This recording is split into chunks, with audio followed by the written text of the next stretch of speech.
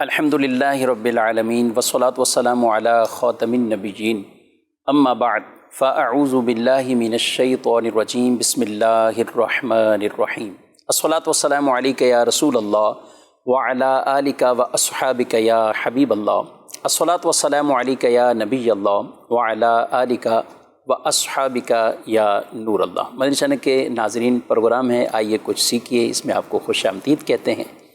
ہمارے پیارے نبی صلی اللہ تعالیٰ علیہ وآلہ وسلم کا فرمان عظمت علی شان ہے، زینوا مجالسکم بالصلاۃ علیہ فإن صلاتکم علیہ نور لکم یوم القیامہ۔ اپنی مجلسوں کو مجھ پر درود پڑھ کر آراستہ کرو، تمہارا مجھ پر درود پڑھنا قیامت کے دن تمہارے لیے نور ہوگا۔ صلو علی الحبیب صلی اللہ تعالیٰ علی محمد صلی اللہ علیہ وآلہ وسلم۔ ناظرین اکرام، ان ایام میں بطور خاص اگر بات کریں تو لاکھوں لاکھ مسلمان حج بیت اللہ کے فریضے کی ادائیگی کے لیے کچھ حرم کعبہ میں پہنچ چکے ہیں، کچھ مدینہ منورہ میں، اور لاکھوں مسلمان ایسے ہیں جو باقاعدہ تیاریوں میں ہیں۔ اللہ پاک سب کو حج مبرور کی سعادتیں عطا فرمائے، اور جو دلوں میں تڑپ رکھتے ہیں، اور ہر عاشق رسول، ہر مسلمان الحمدللہ دل میں یہ تمنا تڑپ رکھتا ہے کہ وہ اللہ کا حرم بھی دیکھے، پیارے مصطفیٰ کریم صلی اللہ علیہ وسلم کا مبارک روزہ بھی دیکھے، حضور اسلام کی بارگاہ میں بھی حاضری پیش کرے۔ اللہ سب کو یہ سعادتیں عطا فرمائے۔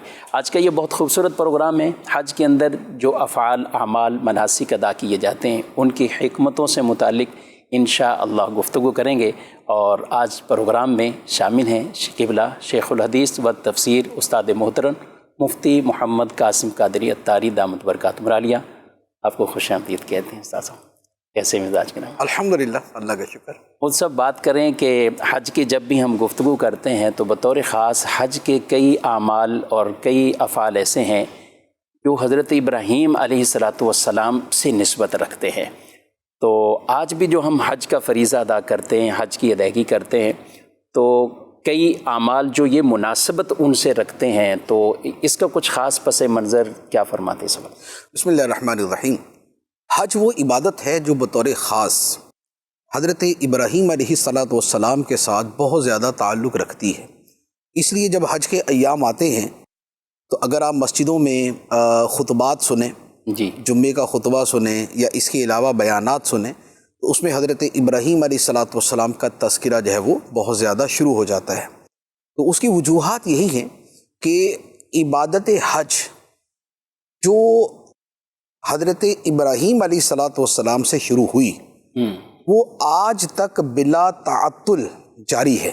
یعنی حج جو ہے ویسے تو پہلے بھی تھا، حضرت ابراہیم علیہ السلام سے پہلے بھی حج کی عبادت تھی، اور مختلف انبیاء علیہ السلام کے بارے میں یہ روایات موجود ہے کہ وہ حج کے لیے حاضر ہوئے۔ لیکن پھر درمیان میں ایک بہت لمبا عرصہ ایسا بھی آیا کہ جس میں خانہ کعبہ مستور تھا، لوگوں کو پتہ ہی نہیں تھا کہ یہاں بیت اللہ ہے، یہ خانہ کعبہ ہے، یہاں کا حج کیا جاتا ہے۔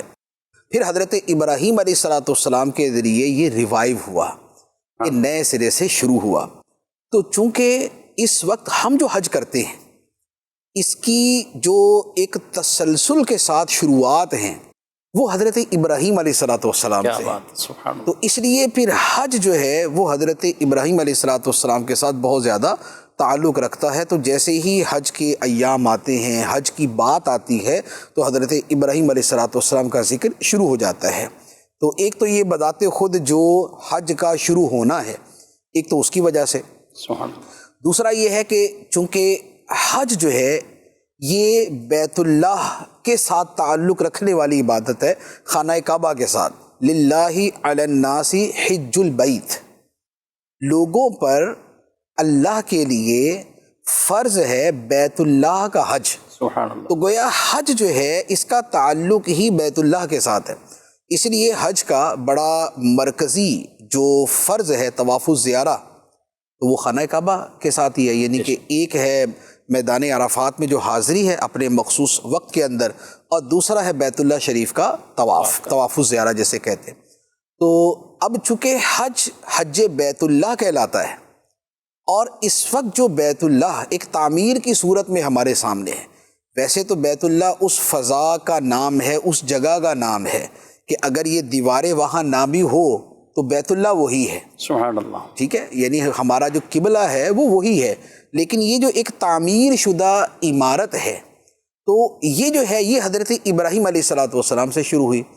تو حج بیت اللہ ہے اور اس بیت اللہ کی تعمیر یہ حضرت ابراہیم علیہ السلام نے کی۔ ماشاء اللہ، تو لہٰذا اب حج جس جگہ کے ساتھ متعلق ہے اس جگہ کی تعمیر متعلق ہے حضرت ابراہیم علیہ السلام کے ساتھ، تو اس لیے بھی حضرت ابراہیم علیہ السلام کا تذکرہ زیادہ ہوگا۔ تیسری بات یہ کہ بیت اللہ شریف کے تعارف میں اور اس کے بیان میں اللہ تعالیٰ نے ایک اور جگہ کا بھی ذکر فرمایا ہے، وہ ہے مقام ابراہیم۔ ماشاء اللہ، وَاتَّخِذُوا مِن مَقَامِ إِبْرَاهِيمَ مُصَلَّى، ابراہیم کے کھڑے ہونے کی جگہ کو مصلی بنا لو۔ اور یہ تناظر جو چل رہا ہے یہاں جو آیات مبارکہ ہیں وہ بیسیکلی وہ حج کے حوالے سے ہیں اور بیت اللہ کے حوالے سے ہیں۔ تو اب مقام ابراہیم یعنی وہ پتھر جس پر کھڑے ہو کر حضرت ابراہیم علیہ السلام نے خانہ کعبہ کی تعمیر کی، تو وہ پتھر وہ بھی خانہ کعبہ کے ساتھ ہے، یعنی اس کے قریب ہے، اور اس کی جگہ کو مصلی نماز کی جگہ بنانے کا فرمایا گیا۔ تو گویا ایک اور جگہ بطور خاص حضرت ابراہیم علیہ السلام سے منسوب ہے۔ چوتھی بات یہ ہے کہ یہ جو پورا ایریا ہے جس میں یہ خانہ کعبہ ہے یہ مسجد حرام ہے، یعنی خانہ کعبہ بھی مسجد حرام ہے، اور اس کے جو ارد گرد کی جگہ جہاں جو مطاف ہے اور جو ابھی ایکسٹینشن کے بعد بھی جو جگہ ہے یہ مسجد حرام شریف۔ یہ مسجد حرام جو ہے یہ بنانے والے بھی ابتداءً حضرت ابراہیم علیہ السلام، سبحان اللہ، کیونکہ خانہ کعبہ کے اندر جا کے تو نماز نہیں پڑھنی ہوتی، خانہ کعبہ تو ایک جگہ تھی کہ جس کی طرف منہ کر کے نماز پڑھنی تھی، تو جو مسجد حرام عام طور پہ ہے وہ تو اس کے ارد گرد ہے، اور اللہ تعالیٰ نے حضرت ابراہیم علیہ السلام کو حکم یہ دیا تھا ان طہر بیتی للطائفین والعاکفین والرکع السجود، کہ ہم نے تاکید کی، ہم نے حکم دیا ابراہیم و اسماعیل کو کہ تم خوب پاک و صاف رکھو میرے گھر کو، یعنی بیت اللہ کو بھی اور مسجد حرام کو بھی، کن کے لیے؟ طواف کرنے والوں کے لیے، اعتکاف کرنے والوں کے لیے، اور رکوع سجدہ کرنے والوں کے لیے۔ سبحان اللہ، تو گویا جو مسجد حرام شریف ہے تو اس کے بانی اور اس کے واقف بھی حضرت ابراہیم علیہ السلام۔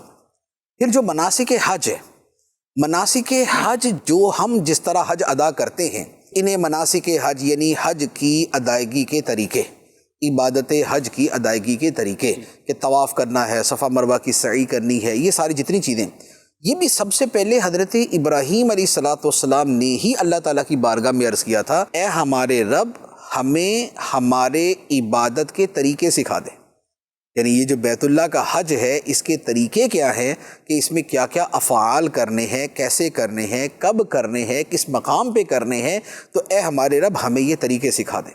تو مناسک حج یعنی عبادات حج، مراسم حج، شعائر حج، یہ حضرت ابراہیم علیہ السلام کی دعا سے ہی سکھائے گئے تھے۔ سبحان اللہ، تو اس لیے بھی اب حج کی بات آئے گی تو حضرت ابراہیم علیہ السلام کی بات آئے گی۔ پھر پانچویں بات یہ ہے کہ حج جو ہے جیسے اس کے اندر طواف الزیارہ ہے، یا اس کے بعد طواف رخصت ہوتا ہے، پہلے طواف قدوم ہوتا ہے، مینا میں جانا ہوتا ہے، عرفات میں جانا ہے، مزدلفہ میں جانا ہے، یعنی پورا جو ایک مناسک ہے اس کے ساتھ ایک سعی بھی ہے، جی، صفا مروہ کی سعی کرنا، کہ صفا سے مروہ، مروہ سے صفا، صفا سے مروہ، مروہ سے صفا، یوں ایک طرف کا جانا ایک چکر ہے اور یوں 7 چکر لگانے، ٹھیک ہے۔ تو اب یہ جو صفا مروہ کے 7 چکر ہیں یہ بھی حضرت ابراہیم علیہ السلام کی زوجہ حضرت حاجرہ رضی اللہ تعالی عنہا کے طریقے کی ادائیگی ہے، ماشاءاللہ، تو یہ بھی خاندان ابراہیمی کیا بات کا ایک عمل ہے۔ تو اس لیے حج مجموعی طور پہ جن افعال کا مجموعہ ہے، بلکہ اس میں اگر مینا کی قربانی بھی آپ لے لیں جی، تو وہ بھی حضرت ابراہیم علیہ السلام نے جو حضرت اسماعیل علیہ السلام کی قربانی پیش کی تھی، جس میں اللہ تعالیٰ نے دمبا بھیج دیا تھا اور حضرت اسماعیل علیہ السلام محفوظ رہے تھے، تو یہ قربانی جو ہے یہ بھی حضرت ابراہیم علیہ السلام کی یادگار ہے، اس لیے قربانی کو سنت ابراہیمی کہا جاتا ہے۔ تو حج اپنے افعال و اعمال کے ساتھ، اپنے مناسک و اطوار کے ساتھ، اپنے مقامات کے اعتبار سے تقریباً ہر معاملے میں حضرت ابراہیم علیہ السلام کے ساتھ جڑا ہوا ہے۔ کیا بات ہے، پھر خود ہمارا جو حج ہے ہم تو حج کرتے ہیں نبی پاک صلی اللہ علیہ وآلہ وسلم کے امتی ہونے کی حیثیت سے، کہ ہم نبی پاک صلی اللہ علیہ وآلہ وسلم کے امتی ہیں، اور آپ کی امت پر جو اسلام کے جو 5 ستون ہیں، کلمہ، نماز، روزہ، زکوٰۃ اور حج، تو ہم تو اس طور پہ حج کرتے ہیں۔ تو یہ جو ہم حج کرتے ہیں، اسے بھی، ہمارے اس طریقے کو بھی اللہ تعالیٰ نے فرمایا ملت ابیکم ابراہیم، سبحان اللہ، یہ تمہارے باپ ابراہیم کی ملت ہے، یہ ان کے دین کا طریقہ ہے۔ کیا بات، تو یوں حج اپنے تمام جہات سے حضرت ابراہیم علیہ السلام کے ساتھ اس قدر گہرا تعلق رکھتا ہے کہ جیسے ہی حج کی بات آتی ہے تو یہ فوراً حضرت ابراہیم علیہ السلام کا تصور ہے۔ ماشاء اللہ، بہت خوبصورت انداز میں، اور اس میں آگے رمی جمرات کا بھی، یعنی اس کو بھی خاص نسبت۔ رمی جمرات کے اندر بھی جو روایت ہے وہ یہی ہے نا کہ جب حضرت ابراہیم علیہ السلام حضرت اسماعیل علیہ السلام کو قربانی کے لیے لے کر گئے، تو وہاں پر حضرت حاجرہ کو جو ہے وہ شیطان نے آ کے کہا کہ تمہیں پتہ ہے یہ تمہارے شوہر تمہارے بیٹے کو کہاں لے کر گئے؟ تو انہوں نے فرمایا باپ ہے اپنے بیٹے کو لے کے گئے ہیں کسی بھی کام کے لیے، تو ان کو ذبح کرنے کے لیے لے کے گئے۔ تو اس پر انہوں نے پھر کینکریاں مار کے اس کو بھگایا تھا۔ پھر حضرت ابراہیم علیہ السلام کو آ کے انہوں نے وسوسہ ڈالنے کی کوشش کی، تو آپ نے بھی اس کی جو ہے نا وہ کینکریاں مار کے بھگایا۔ تو یہ اس یادگار کے طور پہ یہ رمی جمرات۔ کیا بات ہے۔ مفتی صاحب، آپ نے ذکر فرمایا کہ ابراہیم علیہ السلام نے تعمیر کیا، تو کعبہ کی تعمیر کے اوپر بھی کچھ اگر کلام ہو، اور کیا یہیں سے تعمیر کا سلسلہ شروع ہوا، اس سے پہلے بھی تعمیر تھی، یا بعد میں جیسا فرمایا بیچ میں کچھ عرصہ تو بالکل ہی مستور ہو گیا، چھپا دیا گیا، یا تو اس وقت کیا خالی میدان ہوتا تھا، کیا تھا اس؟ دیکھیے، خانہ کعبہ حضرت ابراہیم علیہ السلام سے پہلے یقیناً موجود تھا۔ اس کی ایک بات تو یہ ہے کہ خود قرآن مجید کے اندر اللہ تعالیٰ نے فرمایا ان اول بیت وضع للناس للذی ببکۃ مبارکا وہدی للعالمین، کہ بے شک سب سے پہلا گھر جو لوگوں کے لیے بنایا گیا وہ مکہ مکرمہ میں ہے، برکت والا۔ تو یہ جو سب سے پہلا گھر بنایا گیا، یہ بیسیکلی جب حضرت آدم علیہ السلام آسمانوں سے زمین پر بھیجے گئے، تو اب حضرت آدم علیہ السلام جب تشریف لائے ہیں تو اللہ تعالیٰ نے انہیں اور ان کی اولاد کو کچھ احکام بھی عطا فرمائے، کیونکہ خود حضرت آدم علیہ السلام کو جب آسمانوں سے بھیجا گیا تو خود قرآن پاک کے اندر ہے کہ اے بنی آدم، تمہارے پاس میری طرف سے رسول آئیں گے، میری طرف سے ہدایت آئے گی، جو اس ہدایت کی پیروی کرے گا وہ کامیاب ہوگا۔ تو یہ تو اللہ تعالیٰ نے جو اللہ تعالیٰ کا اس حوالے سے جو ایک تکوینی جو طریقہ تھا اور جو اس کا نظام تھا، وہ اللہ تعالیٰ نے خود بیان فرما دیا تھا کہ انسان دنیا میں آباد ہوں گے اور وہ خدائی ہدایات ان کے پاس آئیں گی اور وہ اس پر عمل کرنا ہوگا، یا نافرمانی کریں گے تو اس کا جو ہے وہ بدلہ اور سزا جو ہے وہ پائیں گے۔ تو اب عبادات جو ہیں اس میں ہمیشہ سے جو اول عبادت ہے وہ اللہ تعالیٰ کی بندگی اور اس کی بارگاہ میں سجدہ کرنا ہے۔ یہ صورت نماز کی صورت میں بھی ہے، جو محض سجدے کی صورت میں بھی ہے۔ تو جو دنیا کے اندر حضرت آدم علیہ السلام تشریف لائے اور آپ کی اولاد آگے بڑھی اور ان پر جو عبادت کا سلسلہ شروع ہوا، تو اس میں یہ سجدہ بھی تھا، اور وہ سجدہ جو ہے وہ کسی جہت کی طرف کرنا تھا، جیسے آج ہم خانہ کعبہ کی طرف کرتے۔ تو اس وقت پھر جو قبلہ بنایا گیا تو وہ حضرت آدم علیہ السلام کی یا تو ہاتھوں بنایا گیا یا فرشتوں نے ان کے لیے بنایا۔ تو یہ پہلی تعمیر ہے کہ جو دنیا میں خانہ کعبہ کی گئی، اور یہ وہ ہے جس کے بارے میں یہ آیت مبارکہ فرمائی تھی کہ ان اول بیت وضع للناس للذی ببکۃ، یہ مکہ مکرمہ میں ہے۔ تو آدم علیہ السلام نے پہلی تعمیر اس کی جو ہے وہ کی ہے، اور یہ پھر تعمیر جو ہے وہ جاری رہی، باقی رہی، حتیٰ کہ حضرت نوح علیہ السلام کے طوفان کے وقت اس خانہ کعبہ کو اٹھا لیا گیا، اور اس کے بعد پھر یہ ایک عرصہ دراز تک، یعنی حضرت ابراہیم علیہ السلام تک یہ جگہ جو ہے یہ اس طرح کی عمارت سے یہ خالی رہی، اور پھر یہ بیابان اور خالی جگہ اور یہ چٹیل جو ہے نا وہ میدان ہی تھا جو حضرت ابراہیم علیہ السلام نے جب حضرت اسماعیل علیہ السلام کو یہاں پر چھوڑا تھا، حضرت حاجرہ اور حضرت اسماعیل علیہ السلام کو، تو آپ کے جو الفاظ ہیں وہ کیا ہیں؟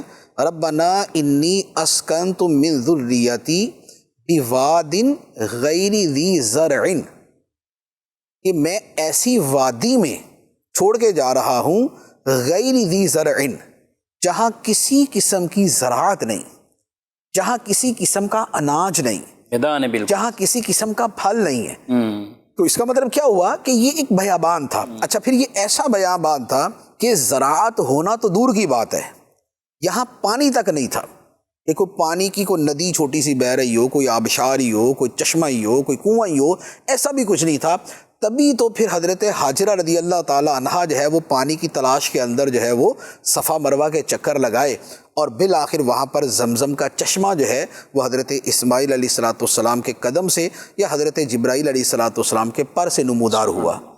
تو اس سے پہلے یہ بیابان تھا، تو حضرت ابراہیم علیہ الصلوۃ والسلام نے اس کو تعمیر کیا۔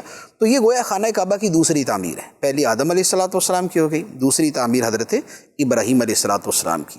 اس کے بعد پھر یہ تعمیر جو ہے وہ چلتی رہی، اور یہاں تعمیر سے مراد ہے ایک پورا نئے سرے سے بنانا، نئے سرے، کیونکہ حضرت ابراہیم علیہ الصلوۃ والسلام کے بعد جو اگلی تعمیر کا جو تذکرہ ملتا ہے وہ ملتا ہے سرکار دو عالم صلی اللہ علیہ وآلہ وسلم کی جوانی کے ایام میں، اعلان نبوت سے پہلے، اعلان نبوت سے 5 سال پہلے، جب نبی پاک علیہ الصلوۃ والسلام کی عمر مبارک 35 سال تھی، اس وقت ملتا ہے۔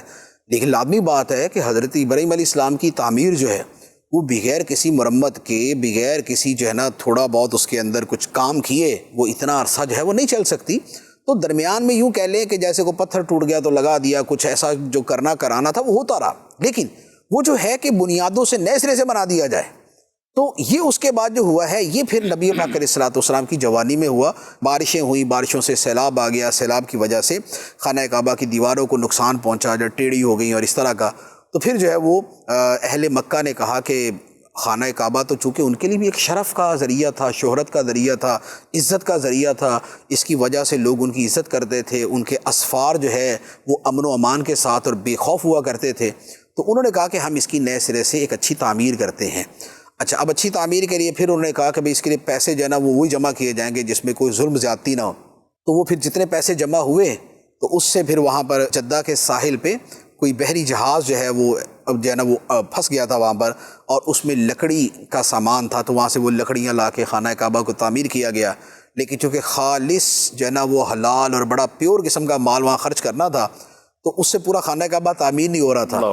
پھر انہوں نے یہ کیا کہ وہ جو حتیم والی جگہ ہے، تو اصل تو یہ تھا کہ خانہ کعبہ جیسے ہی ہمیں چوکور نظر آتا ہے 4 کونوں والا، تو اس میں یہ جو حتیم ہے یہ بھی شامل ہے، لیکن اس کے چونکہ پیسے بنے نہیں ان کے پاس، تو دیوار تو انہوں نے آگے کھڑی کر دی اور اس کو جو ہے وہ نشان لگا دیا کہ یہ بھی اس کا حصہ ہی ہے۔ تو یوں کر کے یہ جدا ہوا ہے، یہ اس وجہ سے جدا، ورنہ یہ بھی خانہ کعبہ ہی کا حصہ ہے۔ تو یہ تیسری تعمیر ہے، اور یہی وہ تعمیر ہے کہ جس کے اندر بعد میں وہ تعمیر مکمل ہونے کے بعد پھر حجر اسود رکھنے کی باری آئی، تو اب اس کے اوپر جتنے بھی قبیلے تھے تو ہر قبیلہ کہنے لگا کہ حجر اسود تو میں ہی رکھوں گا، کیونکہ حجر اسود کا رکھنا جو ہے ایک بہت بڑا اعزاز تھا۔ جیسے آج ہمارے لیے حجر اسود کا چومنا یہ اعزاز ہے، یعنی ہم حجر اسود کو چوم لیں تو ہم اسی کے اوپر فخر کر رہے ہوتے ہیں، خاص طور پہ آج کے رش کے زمانے میں۔ بعض اوقات ایسا ہوتا ہے کہ 10 حج کا لیے ایک مرتبہ بھی حجر اسود کو چومنا نہیں ملتا، ٹھیک ہے نا، 50 عمرے کا لیے ایک مرتبہ حجر اسود کو چومنا نہیں ملتا، تو کوئی آ کے بتا دے کہ جناب میں گیا تھا، میں حجر اسود چوم کے آیا ہوں، تو یار کمال ہے بھائی، کیا شان ہے آپ کی، یار قسمت ہے آپ کی۔ تو اگر حجر اسود کا چومنا اتنا بڑا شرف تھا تو اسے نصب کرنا اور اسے اس جگہ پہ رکھنا کہ جس کے بعد یہ ہو کہ جناب یہاں پر فلاں نے حجر اسود کو رکھا تھا۔ جیسے اب ہم بات کر رہے ہیں کہ حضرت ابراہیم علیہ الصلوۃ والسلام نے تعمیر کیا، اسے حضرت ابراہیم علیہ الصلوۃ والسلام کے جو اکرامات ہیں، جو اعزازات ہیں اور جو ان کی شانیں ہیں، اس میں سے ایک شان کے طور پہ ہم بیان کرتے ہیں۔ تو وہ حجر اسود رکھنے کی باری کے اوپر پھر وہ آپس کے اندر جھگڑا ہو گیا، تو پھر انہوں نے آپس میں یہ طے کیا کہ بھئی جو ابھی حرم کے اندر جو ہے سب سے پہلے داخل ہو وہی رکھے گا۔ تو ان کی یہ بات ہوئی اور سرکار دو عالم صلی اللہ علیہ وسلم تشریف لے آئے۔ کیا بات ہے، وہ سارے خوش ہو گئے کہ یہ تو صادق امین ہے، سبحان اللہ، اور بنو ہاشم سے بھی ہیں، اور بنو ہاشم ہی یہاں پر اصل وہ تھا جس کے ذمے یہ حاجیوں کے پانی کا انتظام کرنا، خانہ کعبہ کا انتظام سنبھالنا، یہ سارے کام تھے، اور نبی پاک علیہ الصلوۃ والسلام اسی سے تعلق رکھتے تھے۔ تو پھر آقا کریم علیہ الصلوۃ والسلام نے وہ سب سے ایک چادر منگوا کے فرمایا کہ اس کے اوپر رکھے اور سب اس کو کناروں سے اٹھائیں، تو ہر قبیلے نے اس کو اٹھا لیا۔ اوپر جب لے کر گئے تو پھر نبی پاک علیہ الصلوۃ والسلام نے خود اپنے دستے مبارک سے رکھ دیا، تو سارے لوگ بھی خوش ہو گئے بھی ہم سارے ہی شامل ہیں اس کے اندر، کیا بات ہے، کلیکٹیولی ہم نے یہ کام کر لیا ہے۔ تو یہ تیسری تعمیر یہ تھی۔ چوتھی تعمیر جو ہے یہ کی تھی حضرت عبداللہ بن زبیر رضی اللہ تعالیٰ عنہ نے۔ انہوں نے یہ کیا تھا کہ چونکہ نبی پاک علیہ الصلوۃ والسلام نے یہ فرمایا تھا کہ حتیم جو ہے یہ خانہ کعبہ کا حصہ ہے، ٹھیک، لیکن وہ چونکہ سرمایہ کی کمی کی وجہ سے اسے شامل نہیں کر سکے تو انہوں نے پھر اس کو باقاعدہ پوری دیوار بنا کے اندر شامل نہیں کیا۔ تو پھر فرمایا کہ میں چاہتا ہوں کہ میں اس کو کروں، لیکن چونکہ ابھی لوگ نئے نئے مسلمان ہوئے، جیسے فتح مکہ جو ہے تو ابھی تو نئے نئے سارے مسلمان ہو رہے تھے، اب نبی پاک علیہ الصلوۃ والسلام اسی وقت اگر اس سے جو ہے وہ تعمیرات اس کی تبدیل کر دیتے تو لوگوں کو تو پتہ ہی نہیں تھا کہ کب کی باتیں ہیں، کبھی ایسا ہوا تھا، تو فرمایا کہ لوگ جو ہے وہ فتنے میں پڑ جائیں گے، تو اس لیے پھر نبی پاک علیہ الصلوۃ والسلام نے نہیں کیا تھا۔ لیکن یہ روایت حضرت عائشہ صدیقہ رضی اللہ تعالیٰ عنہ سے تھی، اور حضرت عبداللہ بن زبیر رضی اللہ تعالیٰ عنہ آپ کے بھانجے، حضرت اسما کے بیٹے ہیں نا آپ، حضرت عبداللہ بن زبیر رضی اللہ تعالیٰ، اور حضرت اسما حضرت عائشہ کی بہن ہے، تو یہ بھانجے تھے، تو خالہ یعنی ام المؤمنین حضرت عائشہ صدیقہ رضی اللہ تعالیٰ عنہ ان کی روایت تھی۔ تو جب ان کی حکمرانی آئی خانہ کعبہ پہ، حجاز پر ان کی حکمرانی تھی، تو انہوں نے پھر وہ نبی پاک علیہ الصلوۃ والسلام کی خواہش کے مطابق اسے پورا تعمیر کر دیا تھا، سبحان اللہ، یعنی یہ حتیم کی دیواریں اوپر کر کے تو یہ خانہ کعبہ یوں ہو گیا تھا۔ اچھا، اب اس کے بعد کیا ہوا کہ حجاج بن یوسف کی طرف سے جو ہے نا وہ حملے اور یہ سب ہوا تھا، اور حضرت عبداللہ بن زبیر رضی اللہ تعالیٰ عنہ شہید ہوئے تھے، تو اب حجاج بن یوسف جو ہے وہ ایک ظالم اور ایک فاسق فاجر آدمی تھا، تو اس نے نام تو یہ لیا کہ نہیں بھی جیسے نبی پاک علیہ السلام کے زمانے میں تھا میں ویسا بناؤں گا، لیکن اس نے یہ نہیں ذہن میں رکھا کہ نبی پاک علیہ الصلوۃ والسلام کی خواہش کیا تھی، آپ چاہتے کیا تھے، تو اس نے اسے پھر دوبارہ نئے سرے سے یہ حتیم کو پھر چھوٹا کیا اور دوبارہ خانہ کعبہ کو بنا دیا جیسے آج موجود ہے، یہ والا بنا دیا اس کے بعد جب ہارون رشید کا زمانہ آیا تو ہارون رشید نے ارادہ کیا کہ وہ دوبارہ حضرت عبداللہ بن زبیر کی طرح بنا دے، ٹھیک، تو اس پر پھر جو اس وقت کے بڑے امام تھے تو انہوں نے پھر ان کو منع کیا، فرمایا کہ اگر خانہ کعبہ کے ساتھ یہی والا سلسلہ شروع کر دیا نا کہ جس کی حکومت آئے گی اور اس کی جو دل کر رہا ہوگا وہ اسی کے مطابق تبدیل کرنا شروع کر دے تو خانہ کعبہ کھیل بن جائے گا۔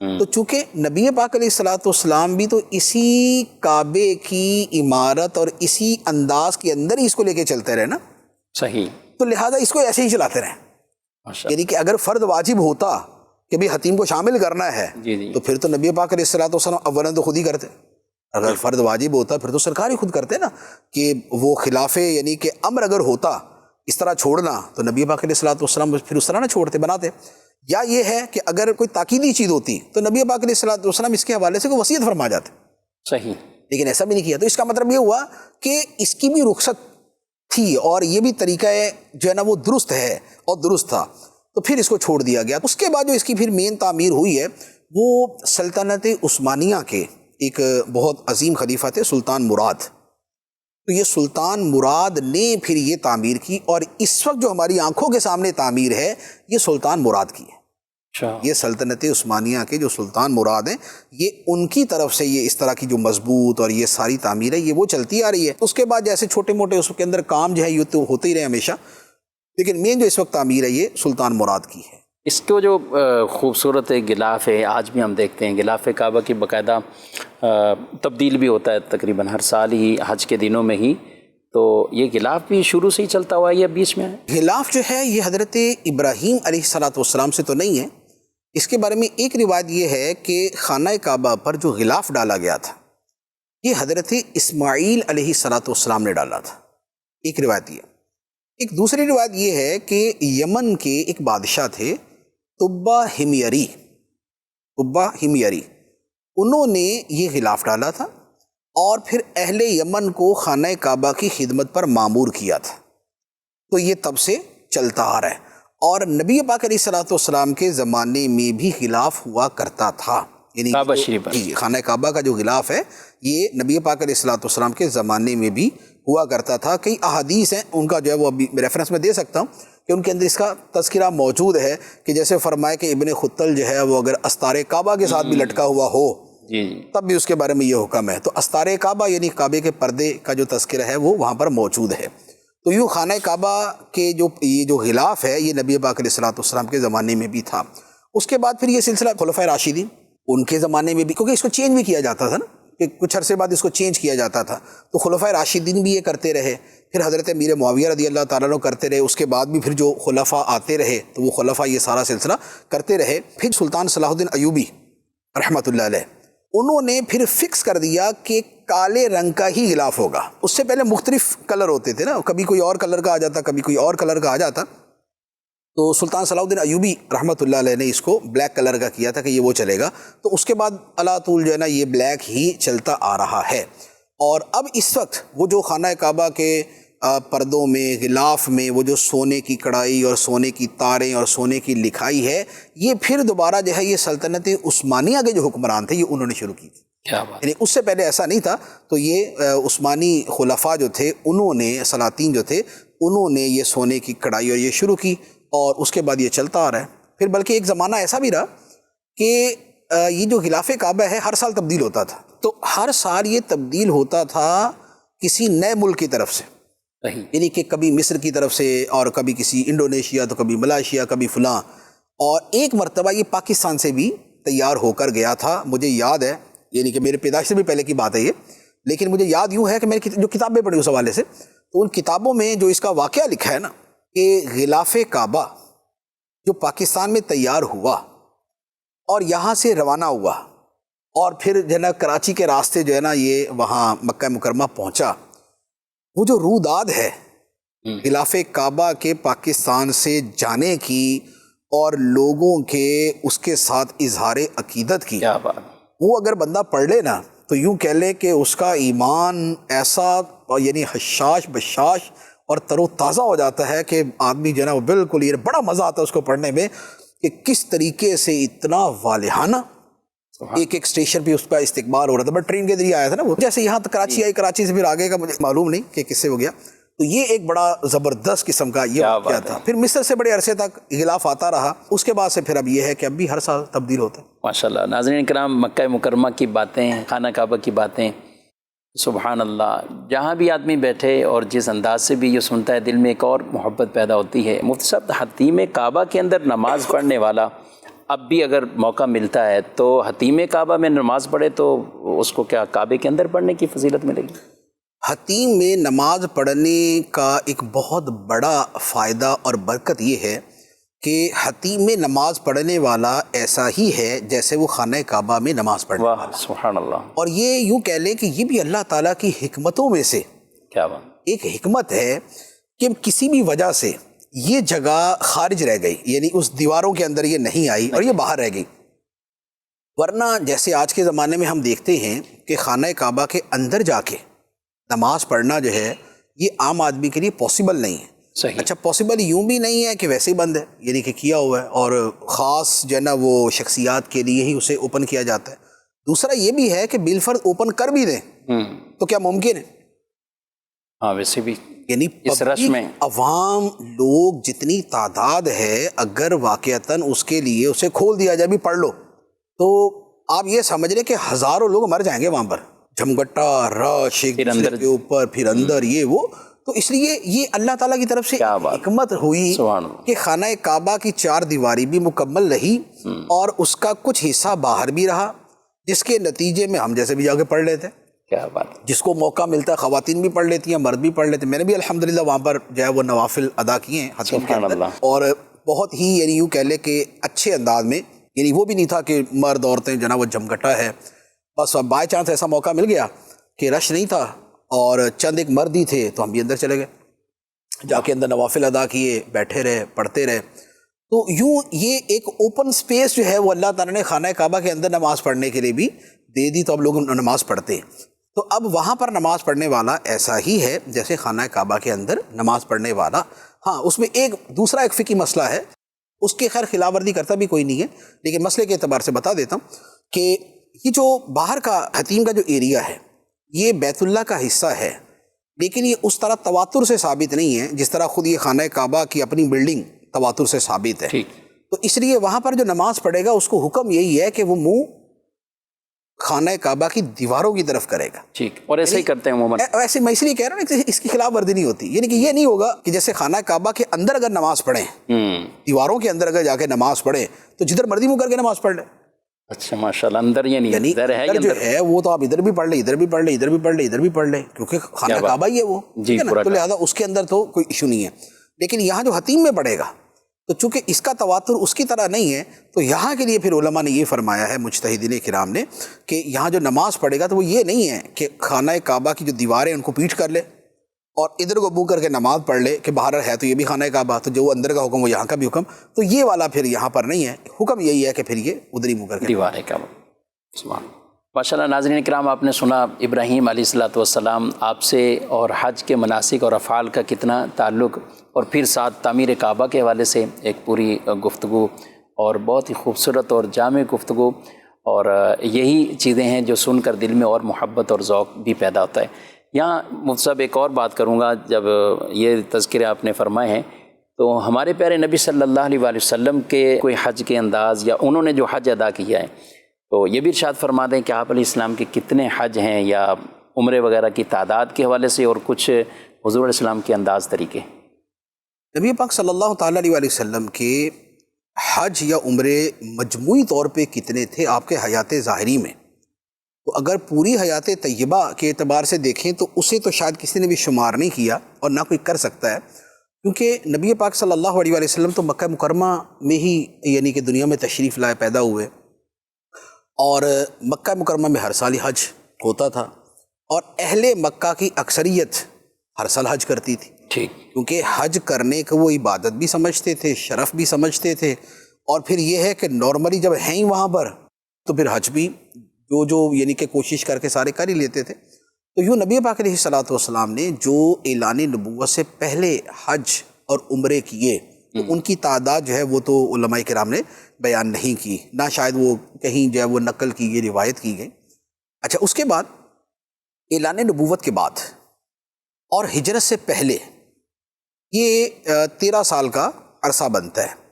ان 13 سالوں میں نبی پاک علیہ الصلوۃ والسلام نے کتنے حج کیے، کتنے عمرے کیے، تو اس کی بھی تعداد جو ہے وہ علماء نے بیان نہیں کی. اب اس میں ظاہراً تو یہ ہو سکتا ہے کہ ہر سال ہی آپ حج فرماتے ہوں، لیکن چونکہ باقاعدہ روایت سے اس کو بیان نہیں کیا گیا تو اس لیے ہم اس کو فکس بیان نہیں کرتے.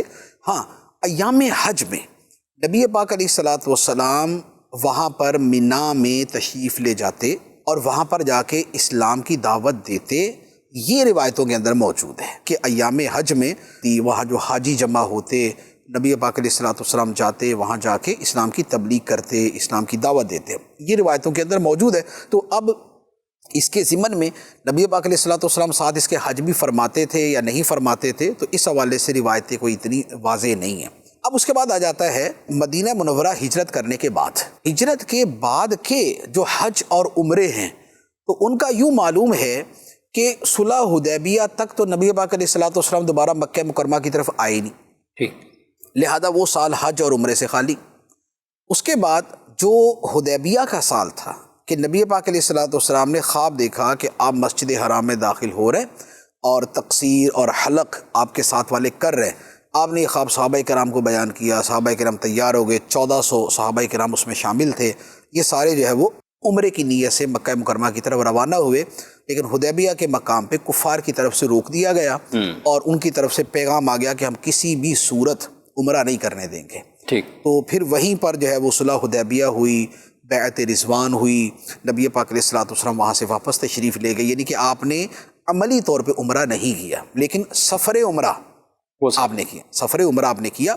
سفر عمرہ پر ثواب عمرہ، تو یوں اس کو بھی عمرہ شمار کر لیا جاتا ہے. یعنی حقیقت میں عمرہ نہیں تھا وہ، لیکن سفر عمرہ تھا تو ثواب عمرہ، تو اس اعتبار سے اس کو شامل کر لیتے کہ یہ بھی عمروں میں شامل ہے.